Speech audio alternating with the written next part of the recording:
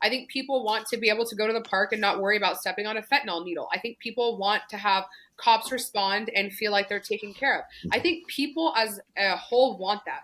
But that's not what's sexy. That's not what gets people elected. That's not what gets you, followers on Twitter. People want that controversy because they think that's what the small little TikTok generation wants. And in all reality, we don't.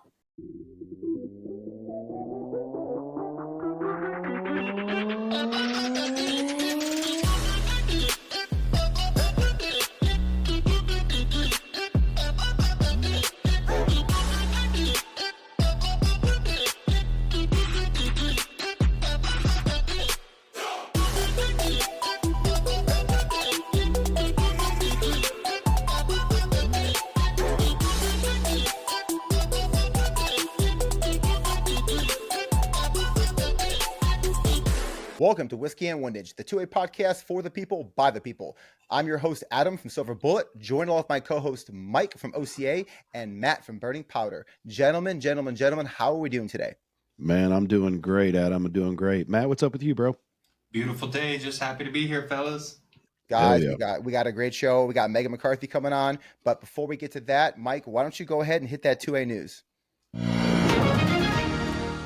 I got you, man. Well, 2A news, not much is going on that I'm going to talk about, really. The only thing I'm going to touch on is just the shows. So let's go ahead and start at the top. You got March 23rd. You've got Pew Party 3, the homies Jay and Juan putting that together. It's in Waxahachie, Texas. If you don't have your tickets, go ahead and get them. They're going fast, and they've got a general admission ticket for $50 and then a VIP. It's a little up there, but just go check it out on their website. Go find Jay the Shooter on IG or Pew Culture. Follow the links. The next one we have up is Kalash Bash. Clay's putting it on again with his boys. That's in Eagle Lake, Texas. That's going to be April 13th and 14th. I've heard mixed stories right now. Not sure if it's sold out or if it's getting close to being sold out. So if that's something you want to go to, it's an AK crowd with it's kind of like a rave and a concert and a machine gun shoot all in one. If that's your cup of tea, definitely go check them out. And the last one is the homies down at Southeastern Range Day, man. That's in Blakely, Georgia, just outside of Atlanta. It's a 2-day event. There's 5 or 6 different instructors going to be there. It's extremely comprehensive. It's a good time. Last year's was great. Heard nothing but positive feedback. Again, that's Blakely, Georgia, and that is May 10th and 11th. So you have a little time, but want to go ahead and put that out there so people can start looking at it. And what I hate about all these are people create IG accounts for them. And right now, Southeastern Range Day 24 has like 200 followers, so it doesn't look legit. But if you go look at the 23 and see what they did, it's a good event. So definitely go check those guys out, man. But as far as that goes, dude, that's all I have for the 2A news. So I think I'm good here. Matt, do you have anything to add? Yeah. We gotta have a toast, boys. It's that time. Let's cue it up. What are we toasting, man? So I'm gonna sip on some Noble Oak Double Oak Rye. It's a gorgeous color rye, double oaked in port wine casks, so it's super delicious. That's what I'm drinking. What are you sipping on, Mike? Man, I'm sipping at dude, I don't even know. It's champagne problems, baby. It's brown liquor. It's out of a machine gun decanter. I can't remember what's in it, so I'm drinking that. Poured out of a machine gun. Hell yeah, guys. Guys, you know me, my same old 1800 good old Cuervo, or not Cuervo, 1800 Blanco. Mm-hmm. Yeah. But the reason we need to call a toast is because there's big 2A news.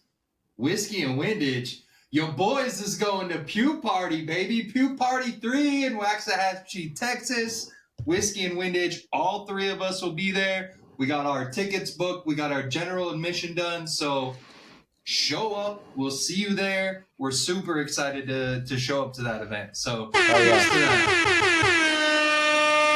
man, hell yeah. Hell yeah. Also, I want to tell you guys, kind of in the 2A news, is we got a new review up. So Adam just dropped a great review on the CMMG 22 conversion for the AR. full-length review. He did a great job. So make sure y'all get over to Whiskey and Windage Reviews here on YouTube and go check out that review. Hell yeah, man. I appreciate that. The other thing I was going to We interrupt our program to bring you this important message. So for our 2A spotlight, we are welcomed by Meagan McCarthy. For those of you who don't know Meagan, Meagan, why don't you take a little bit of time and explain your story? Well, thank you guys for having me. I really appreciate this time to talk to you guys. So I'm pretty boring, honestly. I was born and raised in San Diego. I am a twin. My sister actually works for the same department that I used to. Back in 2016, I went through the San Bernardino County Sheriff's Academy and I became a deputy sheriff. I went through a couple different assignments where I finally landed at Victorville City and I did patrol there. And I loved my job. I really adored law enforcement. I thought it was fantastic. And granted, this was, 2017, 18, 19, a little bit of a different world back then. But September 4th of 2019, I was in a critical incident. I was in an officer-involved shooting, and I was pretty badly attacked and beaten and nearly executed. And by the grace of God and a malfunction, my life was spared. So I have been battling mental health challenges the last couple years. We went to trial May of 2023, and despite it being caught on camera, my suspect was acquitted. So California legislation has been something that I never really wanted to be a part of. I was one of those people that wasn't really interested in politics until it directly affected my life. So now I try and advocate for first responder rights, mental health advocacy, victim rights, all those things. Man, it is an unfortunate chain of events that you had to go through and then drag the next couple years of your life after that fact. But going back to the beginning, I'm from a law enforcement family. My father was a retired law enforcement officer. My brother-in-law is still active duty. I went through the academy, realized it was way too political on the inside, and it's not what I wanted to do. So I kind of bowed out. But what made you want to become law enforcement? Well, I'm the first person in my family. My family is from Montana. They're ranchers. They have, cattle and stuff. And my dad's side, he was a businessman, pretty successful in like the tech industry. And after high school, I went to school for nursing. I wanted to do, something in the medical field, help people. Very cliche, but I did. And I went on a ride along one day with one of my friends, and within like 30 minutes, we had gotten into a pursuit, felony T-stop. I mean, it was a hook, It got me. And so at the end of the ride along, I said, okay, I think this is what I want to do. So I applied for the sheriff's department. At that time, I was living in the county, and I still do, but this was my home area, and I wanted to, work where I lived. Kind of stupid, but that was my thought. So that was the one and only place that I applied for, and I got in. So a couple months later, I started my journey, and like I said, I loved it. I thought law enforcement was great back then. So you're from, the ranching kind of farmland, outdoors. Was becoming a deputy your first introduction into firearms, or had you shot guns before, or what was your, No, that was my first time ever shooting, back in, I don't know, I think I was in middle school. My dad bought my sister and I little like BB guns, and we would shoot, like fill up the milk jugs with water and we would shoot them and, just kind of pretend. Or you would go, like I would go to a bull sale my family had in Montana, and the kids would shoot, Coke cans off of the fence. But oh yeah, actually handling like a real live firearm, my first time was in the academy. Man, that's kind of crazy. Yeah, I was looking at some of the data, and the U.S. as a whole is losing first responders left and right, whether it be to retirement because those guys are getting old, or whether it be the younger generation saying the badge isn't what it used to be, or you get the guys that just say, hey, it's not worth the pay anymore. It doesn't matter what city you're in and what your cost of living is, all that's adjusted. But even then, it's just like, hey, I mean, it doesn't matter what you do. And I say that, in all honesty, I believe that bad officers also were being fired. But with all of that, the job just sometimes isn't worth the risk anymore. And while there are bad officers, and while those bad officers do need to, face justice, we won't get into all of those, but I mean, it's just like any profession, whether it be law enforcement or whether it be stock traders or whether it be, religious people, there's the one bad egg always ruins it for everyone. Yeah. But to me, like, what's your thoughts on the turnover right now? And more specifically, I mean, you've kind of got an inside track. You still hear a little bit of it because the family's involved in law enforcement. But what are your thoughts on that right now as far as the turnover?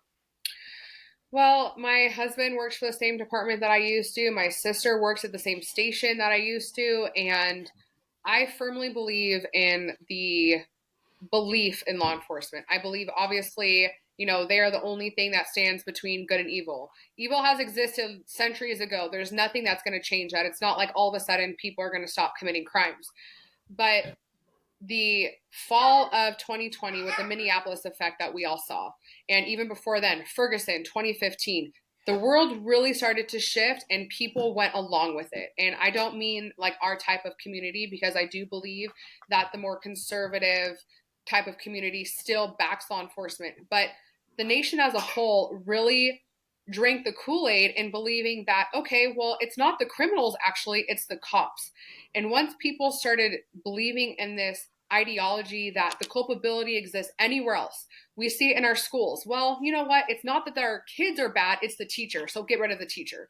It's not that, law enforcement is doing something against it. It's the criminal. We have completely shifted away from good and bad, right and wrong.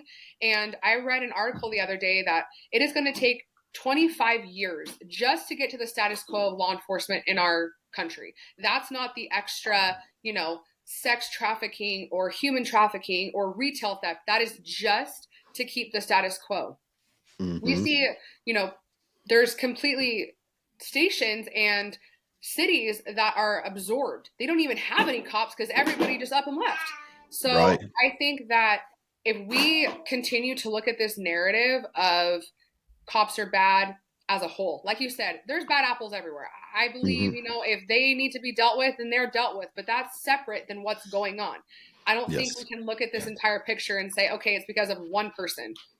Mm-hmm. Well, I kind of look at the events leading up, like reading all of the transcripts, looking through everything. I don't have all the details memorized, but looking at just the details of the events that happened in your situation, up until, backup arrived and, another shot was fired, there was no harm. I mean, you fought for your life, but that guy was pretty much unharmed. There was nothing going on with him. So that, that additional shot, of course, well, it's going to, you play stupid games, you win stupid prizes, is my belief. But leading up to that, averaging people salaries for teachers, for law enforcement, for first responders, for everybody, if you break down and it's like, hey, I'm going to give you, whatever the going rate in California is per hour for law enforcement, like we'll just say $35, like, hey, Meagan, thanks for your work on this last hour. Here's $35 for everything that just happened to you. Like it's not worth it. You're like, nah, I'm good. And well, and the scary part about it too is like everybody always wants to say, well, I pay your salary, like my tax dollars go towards you. And I think that is so crazy because yes, okay, we, contribute towards public safety. Mm-hmm. But like you said, if somebody were to have handed me a check and said, listen, this is going to happen, you're going to have a gun to your head, but it's okay because as a community, that's what you deserve because you're a cop. I think that would completely shift the narrative, not just for cops, but for community members. So now you want to de-incentivize the police to help you because as we've seen over the last couple of years, you're damned if you do, damned if you don't. If you go and help a citizen and all of a sudden, the tide turns a little, poorly, now they're coming after you for doing your job. And that's exactly what happened to me. I just got my hands on the district attorney's report. It was a 40-page report. They set it out publicly. And I found out information 2 weeks ago that I had never heard before in nearly 5 years. And for that to be the precedent that was kind of set, not just for this county, but I think in a lot of different criminal trials, people wonder why their cops are leaving in droves, and then they get mad that they're waiting an hour and a half for a response time. Yeah, well, and I see the point of after this incident happened, and let's just say you stayed on the force. I mean, you did for a while, but let's just say you were still on it to this day. It's one of those things that in your heart of hearts, you feel you did nothing, you did everything correct. And, you know, nothing wrong. I'm sure members of the law enforcement community back that. Of course, there's going to be some political ones that say, well, blah, blah, blah, but whatever. But it's something you got to live with. So it would be so hard to just continue doing that job because people are like, hey, aren't you that, so-and-so? Like, oh, well, I don't know. It's just tough for me to figure out. And it goes all the way back into California where, in the 90s when they, when that one guy was going crazy, I forget where it was, but it was like he had the fully automatic assault rifles and LAPD was outgunned. And it was just like, holy cow. So now all of this, they're having to take guns out of gun stores so they can try and, neutralize a suspect. And it's like, hey, we never want that to happen again. And did they go a little too far? I don't know. I'm not there. I can't speak, but they beef up their training. They beef up their tools and they're ready to go. And now it seems like they're trying to become soft. You're not even called police officers anymore. You're not called law enforcement. I was looking it up and you're peace officers. And while part of being law enforcement, or actually part of being just a good human being, is being a peace officer, just by, I know it's to look different and give a new look for the law enforcement. And, some guy sitting at a desk thought that was a great idea. It's, if criminals already go in thinking you're there to be peaceful, you're going to have the stuff that's happening all over the news where people just walk through shopping malls and take what they want. And, no repercussions, no one cares. And it drives me nuts. I mean, what are your thoughts on that? Well, I think it goes back to kind of what you were speaking on earlier, is accountability and culpability has shifted. These criminals know that you can walk into dang near any department store and just walk out and nobody will confront you. I mean, the freaking governor the other day, I saw that. Yeah, he was caught in a Zoom call like, don't blame me. Why do I have to pay for this? Because of your insane policies. So what does that mean for everybody else that doesn't make, $400,000 a year like the governor does? We still have, I went to Target earlier and I spent $200 on 2 bags of groceries just to feed my kids. And so, I know that's a little off tangent in the whole accountability thing, but I think that the police officers have become so criminalized. There is not anything that a cop can do these days that doesn't make national attention. If you go to a traffic stop and the person is armed, well, why didn't you tase them? Why didn't you de-escalate? Why didn't you wait? Okay, so then that person drives off and kills an innocent citizen, and then it's the cop's fault because they're derelict in their duties. Like, you're damned if you do, damned if you don't. And that's one of the things that I'm really passionate about, is standing up for those rights, because, I got torn apart on the stand. Like, for 3 days, absolutely torn apart for doing my job. Right. If that happened to me, I can't even imagine how many more cops that's happening to that just can't go public because they still have to go and do a job. I was fortunate, unfortunate, wherever you want to look at it, that I was able to medically retire. And that was just because of, me going through a critical incident. But not, like you said, not everybody has the luxury to up and leave California. Not everybody has the luxury to just leave a career and, that's medical benefits and health insurance and all of these things for their family. So we're just so upside down right now. I really, really hope and pray that this year is a year to get the pendulum going in the other direction. Because if not, I don't even know what we're going to do. Yeah, well, and going that way with the political pendulum, it just kind of stinks, because it's like, we need that pendulum. I don't know when it will. It probably won't be our lifetime, but the pendulum needs to stop. But what keeps happening is we keep going far this way. and then far that way. And all we're doing is just enraging each other. And I truly think if we could somehow figure out a way to just let everybody in politics, like just take a 6-month vacation and all go play together somewhere, I think the rest of humanity we would actually get along a lot more. Oh, we agree on most things. I think most people agree on about 80% of the things we can agree on. It's that there are 20% that just divides us right now. Yeah. And I think so many things aren't even like red or blue or Democrat or Republican. I think they're bipartisan. Like, I think people want to send their kids to school and feel comfortable with their education. I think people want to be able to go to the park and not worry about stepping on a fentanyl needle. I think people want to have cops respond and feel like they're taken care of. I think people as a whole want that. But that's not what's sexy. That's not what gets people elected. That's not what gets you, followers on Twitter. People want that controversy because they think that's what the small little TikTok generation wants. And in all reality, we don't. I talk to people every single day, and everybody is like, how do we fix this? Like, I don't want my kids to grow up like this. This is not the country I want to leave for them. Like, how sad. Yeah, well, it's interesting because you said this is not the country. I mean, all of our kids and, every kid should be afforded a good education.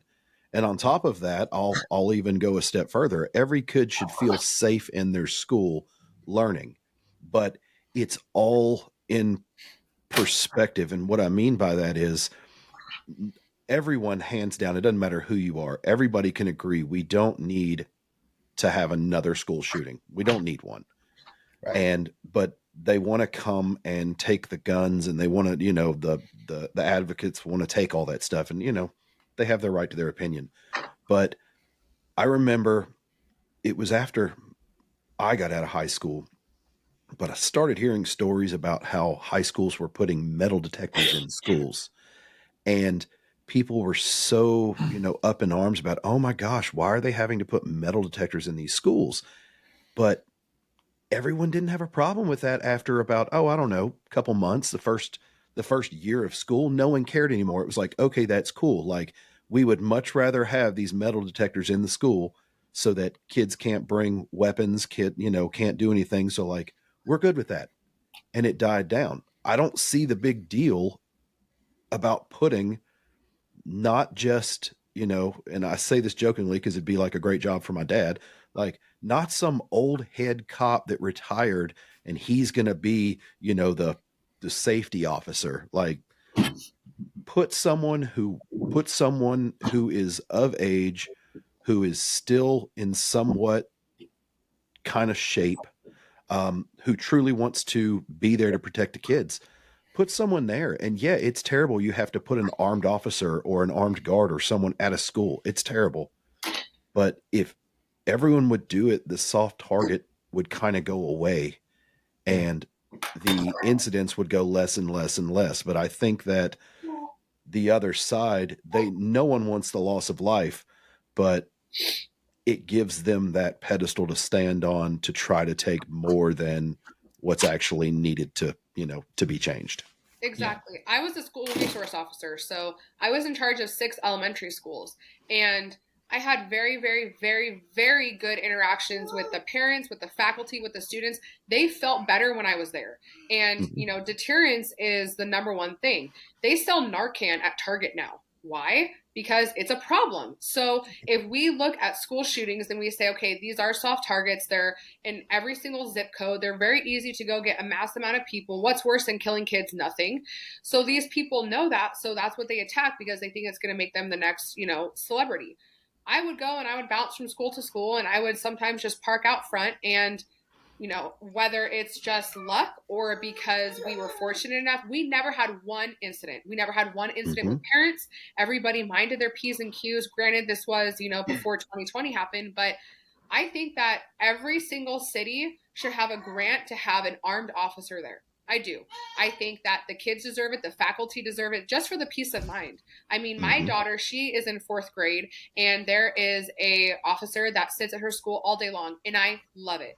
I love it. Does that mean that something may or may not happen? Maybe, we don't know. But just the fact that if somebody comes and they see this, then it's going to be a deterrence because they know that person's armed. So I don't, like you said, I don't understand what the problem is with having armed people to protect our kids. Yeah, I mean, it's okay. No one thinks twice about it when we used to walk through shopping malls and see the armed security guard sitting at the door of every entrance. Like, he wasn't, most of the time he was playing on his phone, but you know what? He was there, and it's just the fact of being there is a deterrent, or partially a deterrent. So I'm definitely with you there. My last question before I turn it over to Matt, I want to ask you about the new, I don't know, I want to say it's the rules about law enforcement. I saw this is so bad. This is so bad. So, well, I don't know if it's bad or not. I'm kind of torn both ways, but I want to hear from someone who's actually living in California. So looking at 2023, I saw where if you're eligible to have a work visa, if you're a citizen, you're a citizen. But if you're eligible to have a work visa, then you are allowed to become law enforcement. And I was reading this, and I was looking at it and saying, like, man, like, green cards, work visas, you can be an officer. Like, if that's what you want to do, that's fine. But it's just crazy to me that, first off, there's an abundance of people in California, but you can't find anybody who wants to actually protect that state, which is the first red flag for everyone in politics there. But the second thing is, it's like, man, not that immigrants, not that Hispanics, not that any color, race, creed is bottom of the barrel. What I mean is, I don't care if it was from Mexico, Canada, France, Australia, whatever. Doesn't matter what nationality or credo you are. If you're coming here and it's like, yeah, you got a work visa. Hey, you want to wear this badge and this gun and like uphold our country's laws? Like, that's crazy to me. No, I think the whole idea behind this is completely asinine, and it is going to come back and bite us in the butt. This is the main thing I have a problem with. These are individuals, if you want to come here for a legitimate, better life, then do it the right way. But sneaking through and taking, thousands and thousands of taxpayer dollars, getting free housing, free medical, when I try and make a doctor appointment and I have to wait 5 months, sometimes I don't even get one. I just have to sit, I've had a sinus infection. I can't even get in to see my doctor. So I'm just, hoping my homeopathic stuff works. But we had people fired for not getting a COVID vaccine.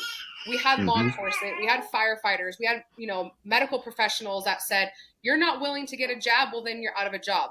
But if you come here illegally, you're able to uphold our Constitution, go arrest American citizens when you're not even one yourself.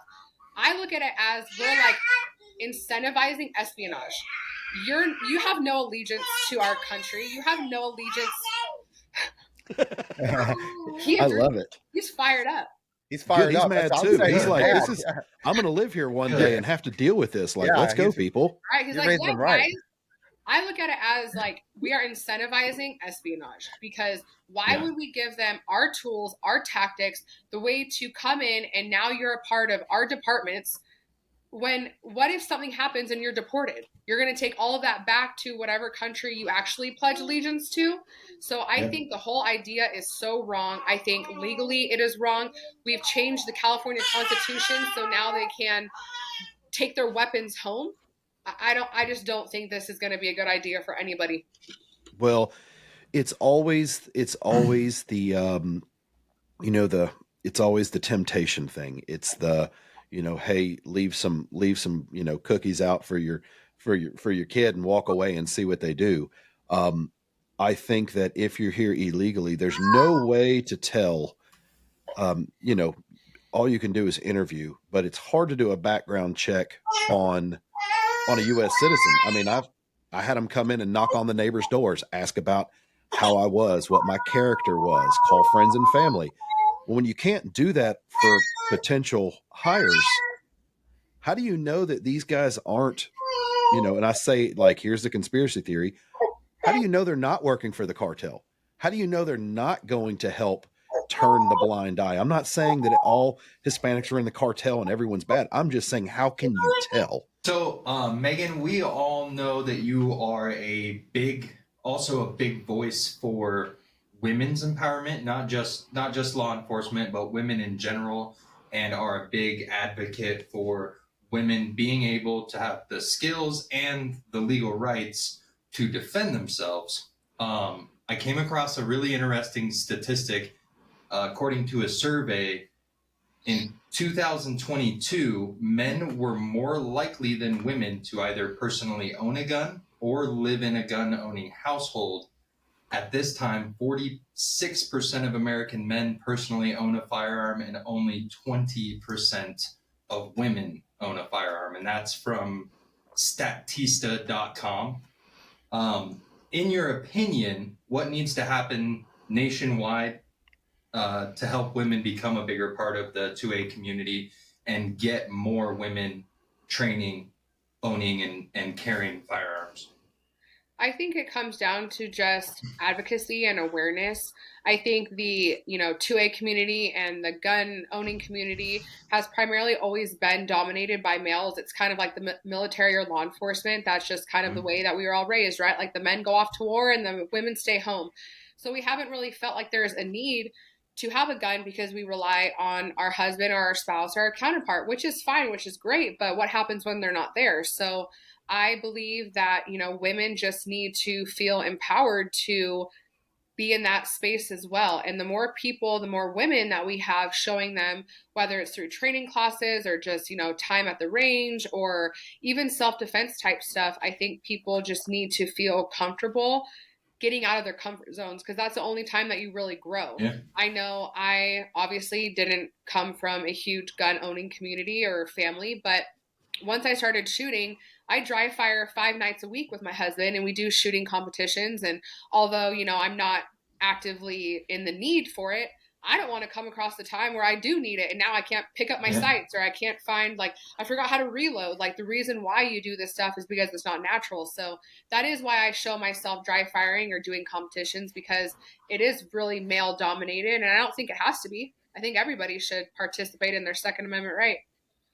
Amen. So playing off that same thing, from your perspective, how can we, the three of us, or men in the community who also see hey, this it's something for everyone, not just men. How can we as community members, as husbands, as fathers, what can we do to help be more welcoming and make it a more comfortable environment? I think, the word inclusive has been completely abolished the last couple of years, but I really do think that if we can just be more open, if we're going to go to the range, invite your spouse along, say, hey, by the way, if you're sitting watching Netflix one night, grab the gun, show them how to reload, show them how to load a magazine. How do you find your dot? How do you turn the dot on? How to find your sights if you're not on a red dot yet or whatever, just having the conversation, because I think one of the things that we run into is when you're in law enforcement, you have to be privy to guns because it's part of your job. But then you come home and your spouse is like, well, what'd you do today? Why not include them in your training? If you're going to go spend a Friday afternoon, in the desert or at the range, take your spouse. I think we need to have more, and I hate to make it gender specific, but if more companies can offer women classes, I see so many fundamental pistol and, pistol rifle combination. If we can just say okay, one class is going to be for women, I bet you hundreds of people would show up, because women are intimidated. As a woman, I was intimidated to go to classes because I knew I'd be the only one there. I went to a competition with my husband a couple weeks ago, and I was the only female there. So if we can just open it up to say, at least until you're comfortable, we'll do a women only. So you don't have to worry about, the recoil coming back and popping you in the nose. We've all been there, but just have it so there's that option for people to feel welcomed. I was going to say a shout out to the local range near me. They have on Wednesday nights, it's ladies' night. So it's interesting because every other ladies' night, one is an introduction and then the next one is kind of more of advanced. But, if you're advanced, you can still go to the intro stuff, but it's to always alternates just so the new female shooters can come in there and feel comfortable.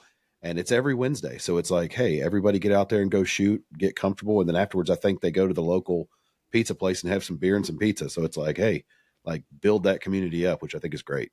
I think there's a really big misconception when it comes to the Second Amendment right. I think people forget that it's for everybody. It's not just for those in the military or those who have a background. It genuinely is for every single person. So even if you're a stay-at-home mom or, you know, your husband works at Wells Fargo, you still are able to exercise your right and you still should be protected. I mean, we're seeing such a big influx with home invasion robberies or, you know, pushing your kids to go to a grocery store and somebody comes and snatches your purse.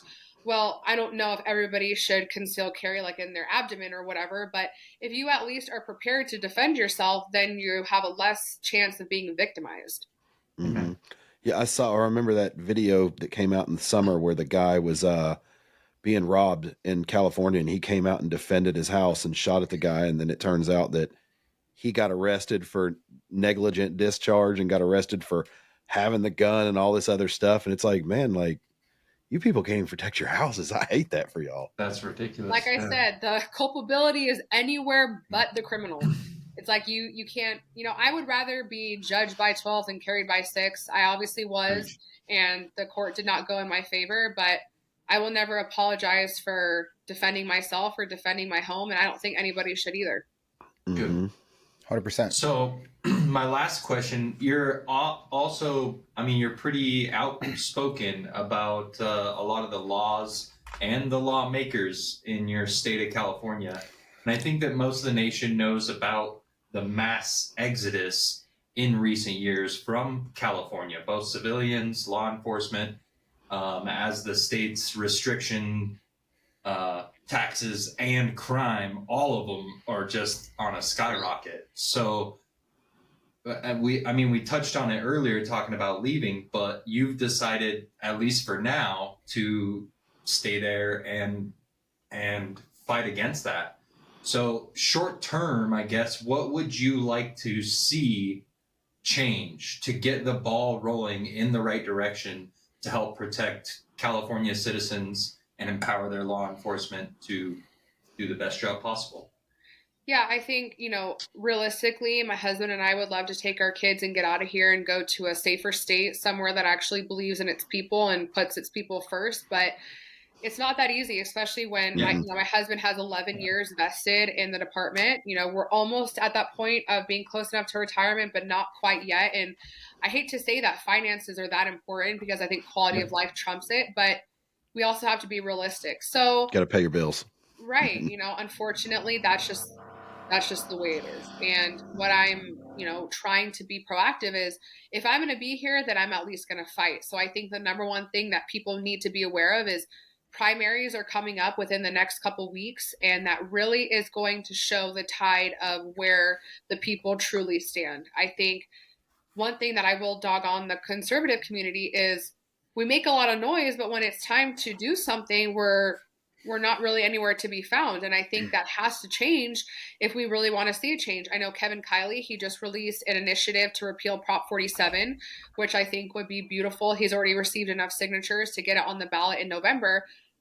But if people don't get out and do something about it instead of just making reels and content, then why are we even complaining? And I think, you know, obviously I make content, I put it out there because whether 2 people watch it or 2,000 people watch it, it's better than me sitting by on my thumbs. So I think just being aware of what's truly coming out, you know, Proposition 1, I just posted about that.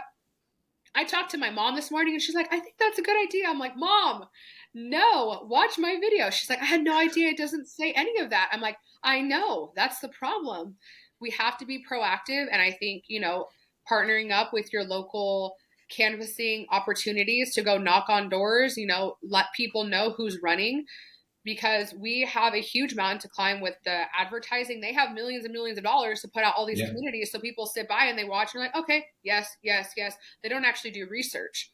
Yeah. I remember that guy's name on the sign. Well, yeah, we'll use him. Yeah, like, oh, there's a lot of billboards. He looks like a good guy. No, that's how we got stuck with George Gascon and Newsom. Like, let's not make the mistakes. Just because they have greased back hair doesn't mean they're a good idea.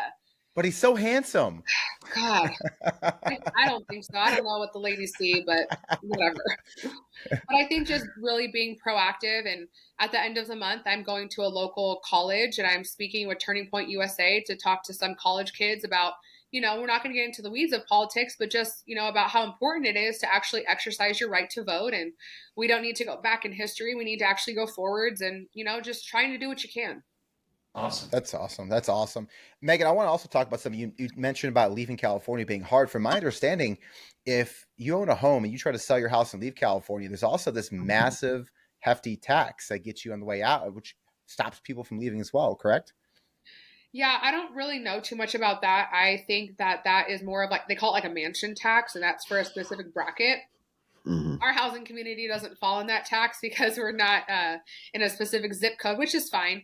But one of the things that really sucks about being stuck here is, say we were to try and just leave to a border state like Arizona, Nevada, one of those, you still get California taxed even if you live in a different state. So like my retirement is tax-free because it's industrial related. But if my husband were to try and leave on just a straight retirement and go to a different career path, he would still pay California tax. I just filed our taxes last week and we actually owe money to the government. And I'm still waiting. I'm like, I cannot send this check because I know where it's going and it's not going to our schools and roads. Like, let's not. Yeah. So it's hard because. Tough one to write. Yeah. I'm like, I don't want to give money to this. Like, come on. Before Adam jumps into his questions about what he's getting into with social media and the mental health and all that, I do want to commend you. Watching all of your stories, watching all of your posts. Some people can think, oh, it's for clicks. Some people can think, oh, look, she's just trying.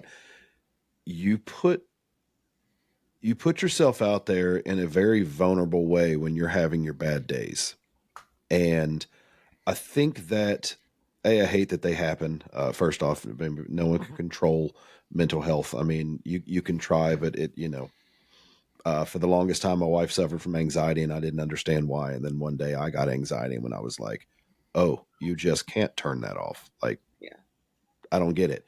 And I do want to commend you because I think that by doing what you're doing, you're allowing people to kind of let their guard down and say, hey, no matter what degree, whether it's just a minuscule amount of anxiety or it's just, earth moving, crippling, you're given hope. So I do want to commend you on that. And by showing you at your most vulnerable, I think it is I think it's an example for everyone who follows you and everyone who suffers from that. If they can find you and see what you're about, it's comforting. So I just do want to say thank you for that. Thank you. Amen. That's really nice.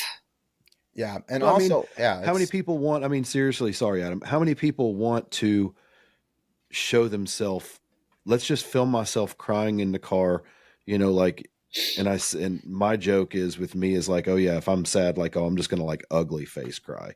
And so like, how many people are brave enough to put that out there? Most people want to hide that away. Yeah. And by you showing it, yeah, I'm sure you're going to get the trolls that say, oh, look, she's just doing this. And I, whatever, but you can tell that that's not it, but you're showing that it's part of life and you're showing that it's a natural thing. And so, I'm serious. That's a big step. People don't show those emotions much anymore. And so it's important to do so. Amen. Thank you. I appreciate it. I remember when I was in the depths of my mental health back in, 2019, 2020, 2021. And one of the things that I struggled with so hard was I felt like I was the only person on earth that has ever felt this way and nobody else would ever understand me. And I felt like I was on an island. And I remember feeling so despaired. Like, I go to therapy 4 or 5 days a week. I'm doing all of the things. Like, what is wrong with me? I see my partners going back to work. Like, why can't I? So then I'll be honest, my outlet was social media. I went to look for people to humanize me as being a mom and a person, and I couldn't find it. And not to say it doesn't exist, I just maybe was looking in the wrong places. So I said, okay, well, when my time comes to be that person, I have to be authentic because, yeah, maybe I post videos where I have, my makeup on and I look like I'm having a good day. But if I don't show the other side of mental health, then how am I actually advocating for what I believe in? So that is why I show, both sides, because I don't want somebody to look at me and be like, oh, well, she has PTSD, but she looks fine. Well, you can't see mental health. So that's just one of the reasons why I'm so raw and real about it, is because I know that there's other people out there that feel like I did. That's huge. That's huge. So with that being said, and you nailed it, you are filling a void right now, I think, for mental health, for speaking out on certain rights. At the end of this year, what do you want to look back on and say, this is the message I wanted to get through? Like, if you could like hit your goal, like what message this year do you want to convey and try to get through to not just females, but like everyone, about mental health, about just everything that you're advocating for? Like, what is your goal this year? Oh man, I don't even know if I have one. I have so many things on my mood board. I think the main thing, if I would have to pick one, is just normalizing it. I have a sinus infection and people are like, oh, don't, sneeze on me. It's not a big deal. Or if, I were to break my leg, you just get a cast and nobody looks at you sideways. But if you say, yeah, I have depression and I have trauma, then they're like, oh, well, you're the black sheep. Like, I don't know what to talk about to you, so I'm just not going to talk to you. And then it perpetuates the cycle. And then now somebody is feeling like even worse for having something that they can't control, because the brain is going to do brain things. We cannot control what happens to our prefrontal cortex. We cannot control what happens to our hippocampus. We cannot control the way that our brain processes things. The minute you do, that's why people self-medicate. That's why people get hooked on prescription pills and, unhealthy behaviors, because they're trying to control something that you can't. And until you realize that there are better methods, but it's not linear. I think I just posted something about this the other day, that you could have an amazing 5 weeks and then all of a sudden you wake up one day and you're paralyzed. Well, that's part of the process. But if we normalize having hard days, we normalize anxiety and depression and not make it this big elephant in the room, then I think people will be willing to have help. On the flip side, I think back to the culpability thing, nobody is a criminal without having mental health. Everybody is schizophrenic. Everybody is bipolar. Everybody has something that causes them to be the way they are. Not to take away from people that have legitimate illnesses like that. But when I was going through my treatment, I would read headlines of people that, killed someone and they were placed into a mental hospital because they had PTSD from wartime.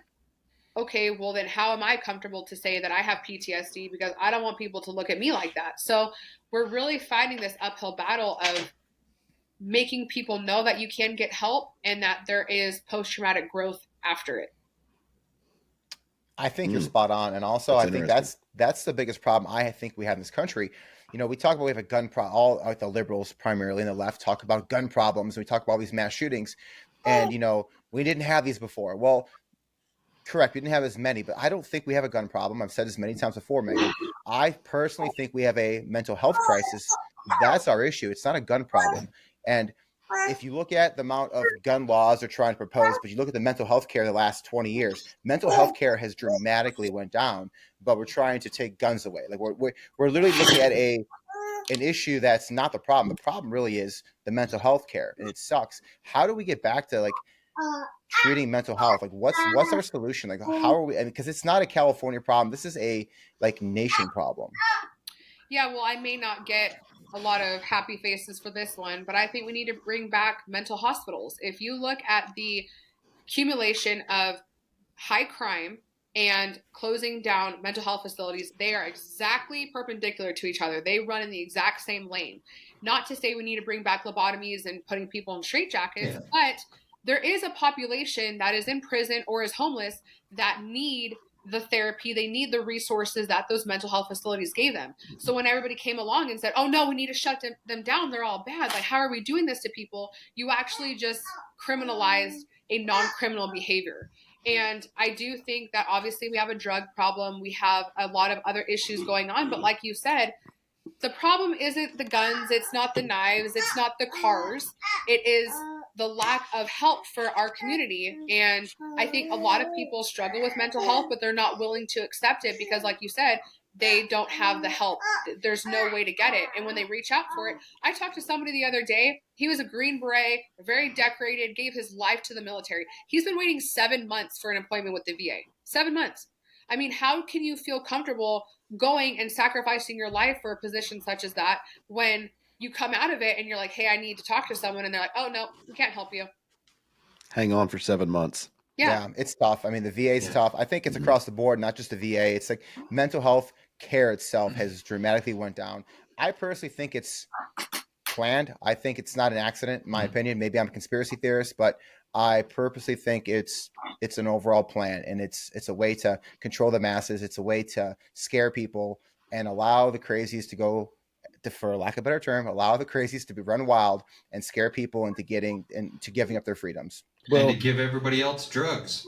Yeah, well, if you look at it, and they say, let's take your guns. How many more kids is it going to take to be enough? And that's like a battle cry. And we can all look and say, hey, no more kids is enough. Like, we don't want any more kids being hurt by gun violence. Yeah. But on that same token, how many is enough for mental health? But if you switch it the other way and you say, how many mental health illnesses, extreme cases, how many of those are enough? But you hear crickets at the end of that. No one wants to answer that question, whether you're the left or the right. No one wants to touch that question because it's taboo, because the moment they admit that, just like when you said they shut down all of the facilities back in the 80s, Reagan shut them down, and he shut them down for the same things we just talked about earlier. There's bad eggs everywhere. And were there negligent caregivers? Absolutely. Just like there's negligent nurses and doctors operating now, for healthcare. So it comes back full circle again. It's you're damning the entire mental health, situation across the United States because of some bad things. But if they admit that, we need it, then I think it's also an admission that they've been wrong for the past 20 years, 30 years. I'll tell you firsthand, when I went through my shooting and I immediately sought out therapists, part of the department protocol is you have to speak to someone, which is fine. And I agree with that. But not all therapists understand trauma and critical incidents. So I ended up finding somebody who was specialized in that. Not to take away from marriage and family therapists, but it's just a different ballgame. It's like, I wouldn't want a brain surgeon operating, if I had a broken leg. It's no issue to them. But after I had 250 hours of therapy, the county decided to cancel my benefits. And I was in the very middle of my therapy. I felt like I was finally getting like a breakthrough, and I get a letter in the mail and it's like, you've exhausted your benefits. Thanks. And I'm like, well, hold on. Like, I still need help. No, sorry. So when I go to Kaiser, my personal insurance, and they're like, well, it's work related. You need to go to workman's comp. Well, workman's comp wouldn't talk to me. So I had to hire an attorney, and I just spent 5 figures of my own money just to get medical benefits. So I think that there is a battle for everyone across the board. And one of the things that they wanted to do is every 30 days, I would get 5 pill bottles in the mail, like repeat, just pills after pills. One for blood pressure, one for sleeping, one for anxiety, one for depression, one for this. All they wanted me to do is keep taking these meds, but they didn't want me to talk to someone. So, it's really sad. I obviously advocate for victims' rights and, first responders, but it's so much more than that. Like Adam was saying, like this is a problem that affects everybody, because unfortunately, especially in this day and age, there's a high probability that you will become the victim of a crime, whether it's hopefully nothing as traumatic as mine, but whether it's credit card theft or somebody exploits you with all of this crazy stuff with AI. There is a chance that at some point in your life, you'll become victimized. And if you don't have the proper resources to get help to go back to feeling safe and comfortable, then it's this doom loop that we're never going to get out of. Yeah, I saw that the other day. Just speaking of getting in trouble with AI, just the other day, like amazingly enough, Twitter could shut everything down, and they shut search engines off over Taylor Swift because someone came out with some AI photos of her that looked exactly like her, and they were adult image. And basically someone reached out and said, someone from her camp reached out to their camp and said, hey, these are not her, this, that, and the other. You couldn't even search for her anymore you couldn't even type her name in and get a result. They completely wiped her off of X for a time. And so you're exactly right. People just, it's going to happen. You just have to know how to pick up the pieces and move forward. Exactly. Yeah. So Megan, I mean, you obviously have a voice now. I mean, primarily you're on Instagram. I know you do it a little bit of other social media. Have you thought about pushing that envelope a little further and like maybe starting your own podcast? I know you're doing Turning Point, but maybe starting your own podcast? Yeah, it's actually something that was my January 1st goal. I made like this cool little video and I was like, it's happening. And then here we are, almost the middle of February, and I still haven't done it. But oh no, my light just died. Oops. Hey. My light it's gonna die. But yeah, I would love to do something to kind of rein in and talk about, oh my gosh. Well, there goes that. Still looks fine. Yeah. Sorry guys. This is just a bad day. No, you're good. So yeah. Welcome to the world of podcasting. Yes. Oh, there we go. That's another reason why I need to wait. But it's one of those things that I need to do it so I can, talk about the different things that I want to speak about and just, connect with some people in my little community, and we'll see what happens. Hopefully, God willing, I can get that going here soon. Well, I mean, look, we got plenty of people that can reach out to us. We can give you some, like, we're still rookies in the game, but we're learning as we go. So any questions about podcasting or what we've done, we're more than willing to share with you as well. I need cool backgrounds like you guys. You're all like neon and cool, and I have like a little Hobby Lobby flag. Man, yeah, well, yeah, we're still like trapped. We're dudes. We're still trapped in like being 22 in a, in like in a frat This is house. mostly made out of duct tape. Yeah, this is my living room, my apartment, because I'm a single guy. So like, I mean, This consumes our lives. Yes. Something else, I don't know. I noticed, of course, I saw that you guys kind of follow each other. We're also really good friends with the guys over on Antihero podcast, who Antihero is our buddy Tyler and our buddy Brent Tucker, and they talk a lot about the first responders, and they are all about supporting first responders. And, if it turns out that you guys, you're like, hey, I like those guys, I kind of align with those guys because they're all about helping first responders. We can, I know you're a big girl, you can do what you need to do, but they're a great group when it comes to supporting first responders, and they have a big family of first responders that follow them. So it's really great. And I think you do great at podcasting too. Well, thank you. It's therapeutic, in your case where you're talking about your incident and mental health, just vocalizing it is therapeutic. Just like what we talk about is therapeutic to us. Otherwise our brains just won't stop working overtime. So I think it's a great outlet. Yeah. And you get a little bit longer format to express complete ideas, not just a minute and a half on Instagram. So it's been very cool. Very cool. Megan, I'll be honest, I'm excited for the Turning Point to hear that. But with that being said, in the far future, have you thought with your voice and being passionate about, and I think you would do well personally, have you ever thought about doing any kind of political office, even like a local political office, running for anything? I've thought about it, and that is something I would be interested in. I don't think we need politicians anymore. I think they're out of touch. They're not connected into the community anymore. And I think we need citizens that are in the trenches, in the public school system, in the inflation system, in the first responder. I think we need people. And I think, I don't think it's just me. I think there's plenty of other people out there that would do great in office, but it is something I would be interested in. Obviously, I'm a little late for this cycle, so I'm supporting a lot of my friends that are running. Nick Wilson, 8053, Cece Truman, she's running for Congress. Christina Pascucci, she's running for Senate.